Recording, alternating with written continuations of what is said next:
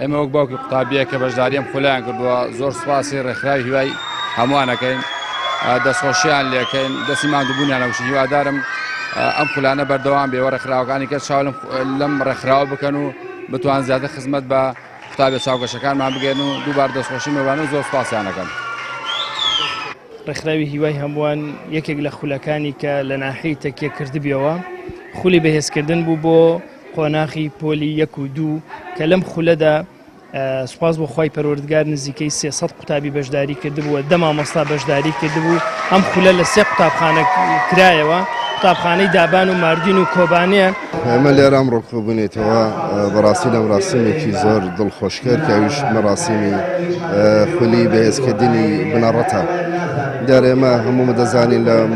1-2 ساڵی ڕابردووە بەهۆی بایکۆت و بەهۆی ئەوەی کەەوە داوامی فەرمی وەکو پێویست نەبووە لە ناو ئەوەندەکانی خوێندنە نەمانتوانێت وەکو پێویست سوود بە مناڵانی بنەڕەت بگەین بە تایبەتی پۆلیەک. ئەمڕۆ مەراسیمە بۆ سازکراوە کە کۆتای هاتنی خولی بەهێزکردنە بۆ ئەو مناڵانی پۆلی یەک لە سنووری ناحەیەتەکە بەڕاستی جێگای دڵخۆشکەرە ئەو پیتانێکەوە لە کاتی داوامی فەرمیە فریانە خۆتون وەکو پێویست بیخوێنن لەم خولای پێیان وتراوە.